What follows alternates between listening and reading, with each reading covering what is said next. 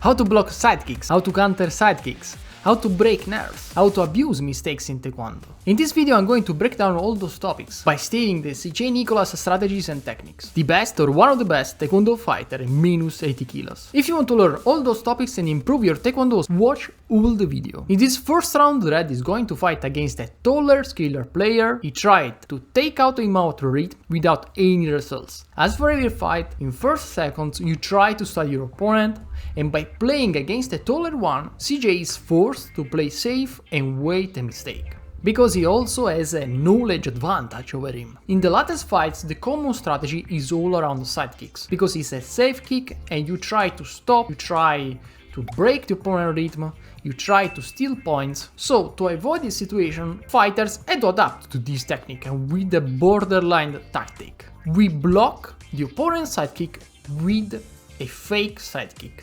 That of course is against the rules, but if you fake it like it is a sidekick, the referee is not going to penalize you. And Nicolas personalized this tactic by implementing a combination, because of course, a block without a counter is just a risk to your body, you just take damages, and you also risk to injure yourself. If you have to block, your goal is to take back more points. So often we are going to watch him spin after a block.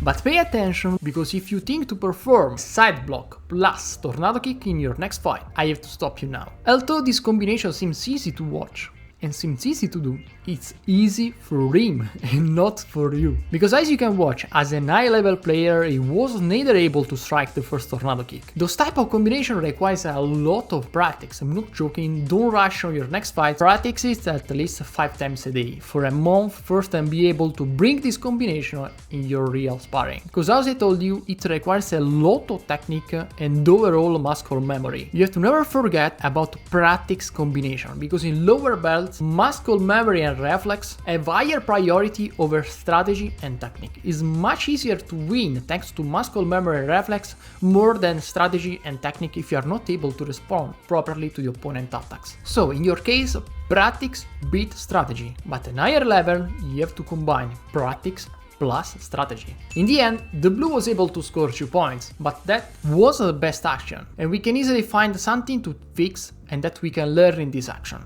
Also, if I have to tell that he was very good to react, and we can watch that he has a nice counter memory.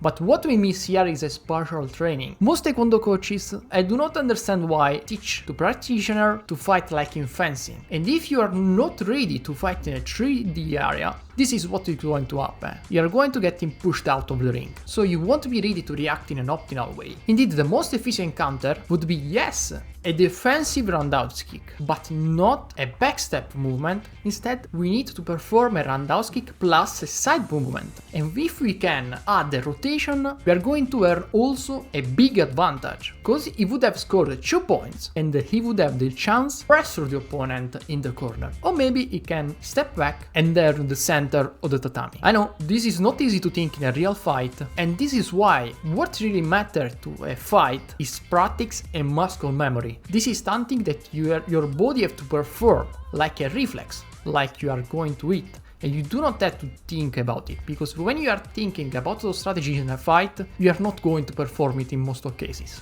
So to improve your Taekwondo, you have to practice and repeat those type of combination where your opponent presses you with a side kick and you have to respond with the roundhouse back kick. Now we can watch the first kick that you must learn, and if you didn't watch some of my previous video, you can watch some video on the top right of the screen. So in last fights, fighters train on block with the side kick the opponent leg, but they do not put the leg down. They do not drop their leg. They just move the opponent leg with their hands and strike back with a mid or high kick. Also, if this seems an easy action, believe me, this combination requires a lot of effort, a lot of strength, overall if you want to push for a high kick. I can easily tell you that first than 1000 times, spread in a month or even more, you won't be able to perform this with a nice technique. But it is a weapon that you have to learn and you have to practice every day, because it's a common counter to a common kick that you are going to watch every single fight. So this is the best way to steal points with a small effort. A second effective combo that we can learn and steal from CJ Nicolas is the block and spinning back kick. We watched the same thing with the tornado kick, but this kick, this combination has a higher chance to score, and it's highly effective if you're enough close to your opponent. Trust me, I tried this in the past and it's a strong kick combination, because with a comeback of the first kick you are going to strike a powerful spinning back kick. Be careful, because I renamed this combination as the Netcracker. It won't be the best combination for your opponent, because in your first tries you are going to smash more balls than a tennis player. For the people that want more insights about this combination, we can watch that a good strategy is first to break the nerve of your opponent, so he's forced to respond, and if his first kick is a side kick, for some emulation break mechanism that I'm not going to explain in this video, he's going to perform another one. And this is our moment to strike our combination. So when we perform this combination, do not forget that this should be in the same movement.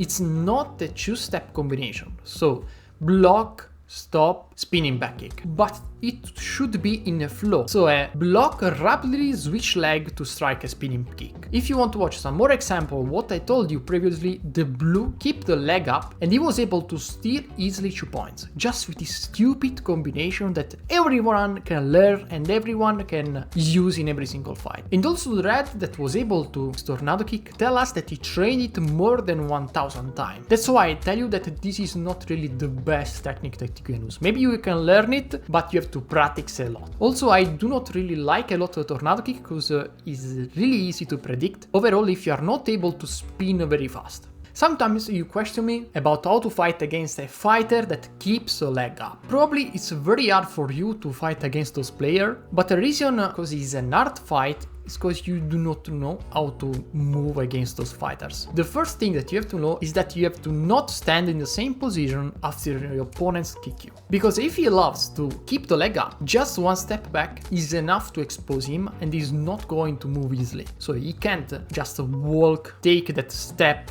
or gap. He's going to lose a lot of space and time if he's going to move and step to you with a single leg. So you have a rhythm advantage and you are going to take easily this player with a side movement and a roundhouse kick or whatever you want. So the best thing that you can do is step back, wait a mistake, then use a side movement and strike back with whatever you like. But by watching this video we can also steal some CJ Nicolas strategy, and you like to block the opponent leg with a side kick and just use a spinning back kick. This is also a great strategy to steal not 2 points, but 4 points. The third way to counter those type of players is using your hands, push away your opponent's leg. But pay attention, do not fucking touch the opponent's foot. I'm rude about this because I'm not joking, do not touch the damn foot of your opponent. Imagine that the foot is like a knife blade. If you are going to touch it, you are going to cut your hand. In most cases, if you are going to touch the opponent's foot, you have high chance to break your fingers. So you are questioning probably what can I do to avoid this situation. You have just to push your opponent's knee or you have to push your opponent's shin.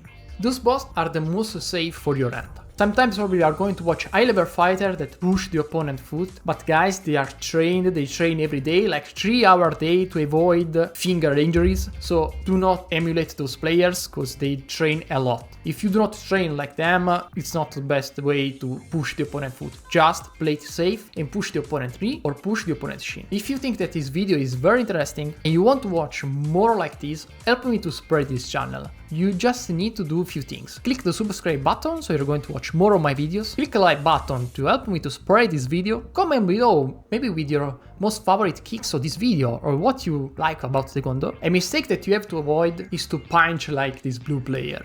Although his right arm was well positioned, his striking technique and the stance and the distance were horrible and dangerous for his health. In every contact sports and also in Taekwondo, this punching could be deadly for him. The reason why this technique is bad is because he is more than one step far from his opponent, so his hand is not in the proper range to strike and take points. And in a Taekwondo match where the distance matters even more than in MMA or other fight, this mistake is enough to strike an heavy counter kick. So what we want to do in those cases, with your first action you want to close the distance. So we can use a small step, we can use a slide, or we can use a feint, so we can use a fake action, however you call them, with the goal to break the opponent's nerves. So we are going to avoid the strong kick in our teeth. I'm telling you that he was lucky that the first kick wasn't to the head, or he would have risked a KO. It happened to me, but with a spinning kick, so That's also the reason why I'm scared about this. As we can watch, the red responded pretty well to his strikes, and by again keeping the leg up, he was able to stall 3 points. So never give up in a match, because if you are patient enough, just a little mistake can destroy the opponent advantage. Now we are going to watch a brain trick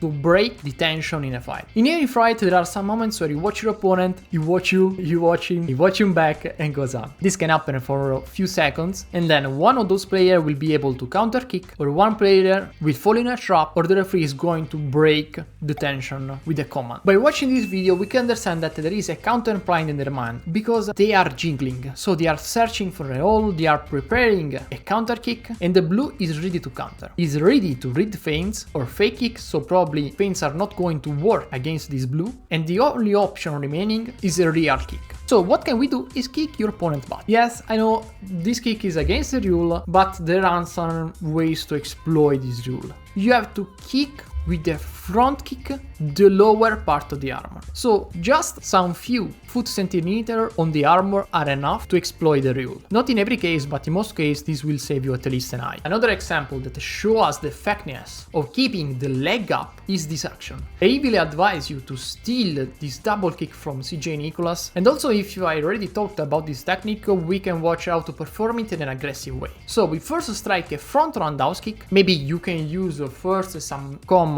front roundhouse kick, front side kick, so we use like 2 side kick, and the opponent think that you are going to drop our leg, and then we can continue with a 9 roundhouse kick. So we push, we keep the leg up, and we strike to the helmet. This combination, I'm not joking, should be like a warm up to you. If you want to win a lot of fights, a lot of tournaments, it's a kicking combination that you should be able to perform like eating your most favorite food. If you want to watch the analysis of the second round, just click on the center of the screen. I'm gonna upload it in next days, so probably you're not going to watch it today.